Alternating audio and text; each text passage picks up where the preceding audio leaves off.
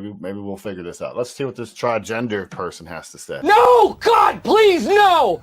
I identify as trigender. This is my trans identity. I don't understand what you're saying. And I am a man, a woman, and non-binary. No.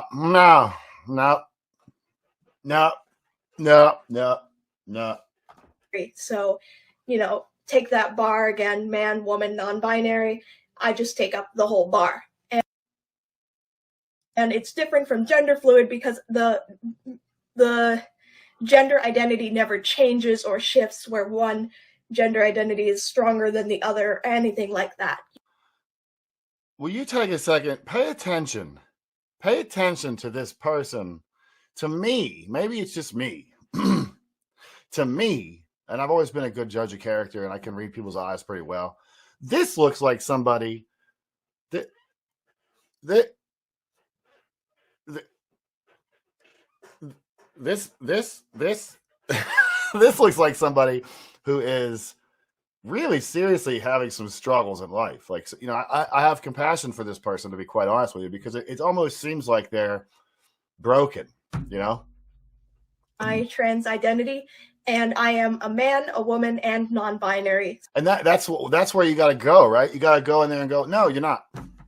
Nope, you're not. And we're not going to go down that road. We're not even going to go down that road. So you can say that you are, and that's fine. But we're going to go to a doctor. We're going to talk to a psychologist, or we're going to talk to a pastor. Better yet, we're going to talk to a pastor.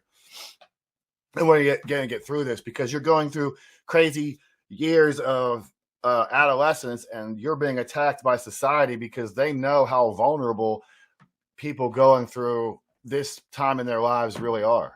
So, take that bar again, man, woman, non-binary. I just take up the whole bar. And it's different from gender fluid because the gender identity never changes or shifts where one gender identity never changes or shifts anyway, whatever gender identity even is. Gender identity is stronger than the other or anything like that, No. I'm very happy to talk about this stuff, so please don't feel like any of your questions are too weird or anything like that for me. But of course, do try to phrase them in the politest way you can. Fair enough. All right, with that, I will see you soon. See how people Bye. can't see it. I get the train wrecks are fun, man. Train wrecks are fun to watch. Train wrecks can be fun to watch. It's just like when you're driving down the road, they call it rubberneckers. So they're like this, looking when they should be driving. They're looking over there. I get it. I get the attraction to that kind of thing. I understand that. But people lose themselves in that. And then the internet and these YouTube channels become that. They just become coming on to watch a big train wreck. And I don't know, that doesn't add anything to anybody. On one side of it, we want everyone to get together. And work together, and let's all go for the greater good. And that's fine and dandy, but that's not what's happening. And that's not what those people that are saying that actually want to happen, because that's not salacious. That's not juicy. Is it, or is it because Red got caught lying again? Is that why? Maybe because of that. Maybe because he took his word and he just flushed it down the toilet. Not that he had much there anyway. Maybe it's because of the degenerates over there on that side. Maybe it's because of the other degenerates on their other channels. Maybe that's the problem. Maybe there's people in the movement that are actually poison for the movement, and people that don't want to accept it. Whatever. Status quo, I guess, right?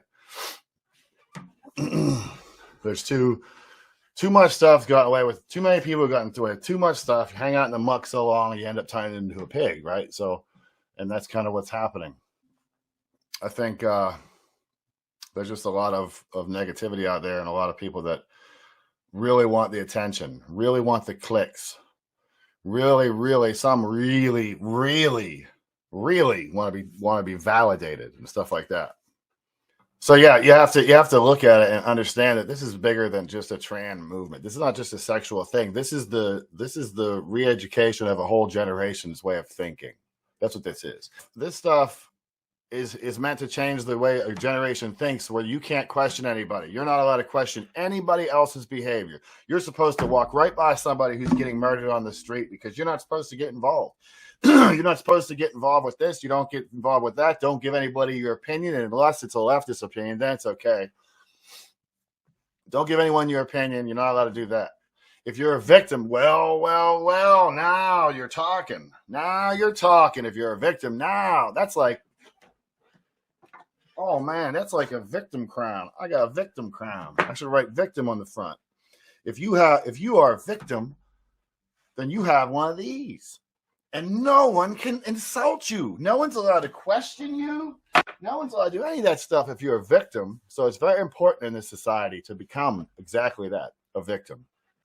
I have to find a balance between, like, because I want to go out there and I'd love to just be the guy that goes out there and exposes everybody, all the bad actors in the movement. But on the same note, who am I to do that? You know what I mean? I would look at somebody else if they were doing that and go, who are you to do that? What made you, righteous enough to be able to do that? And I'm not saying that I am righteous enough to do that at all. But somebody has to. Raped 8-year-old migrant girl has 67 DNA samples inside of her. This comes from the compassion of the left. This happens because of the left's policies. That's why that shit happens. Because of the left. It's hard enough to do all this stuff and then also have every moment on camera for everybody out there to judge. It's, I'm not complaining because that's part of the game, right? But, keep that in mind, man. We were all out there for all these things that people will go, oh, they did this and they did that and they did this.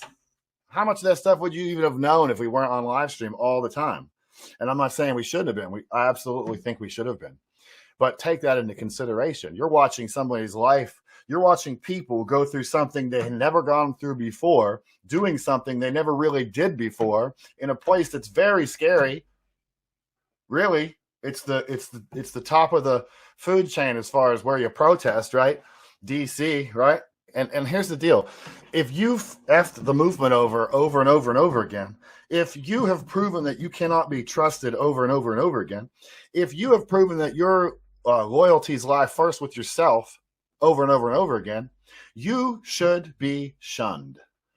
You should be removed from this mission because you don't have the integrity to accomplish the goals that need to be accomplished without being distracted by all the other garbage. This is not an easy job.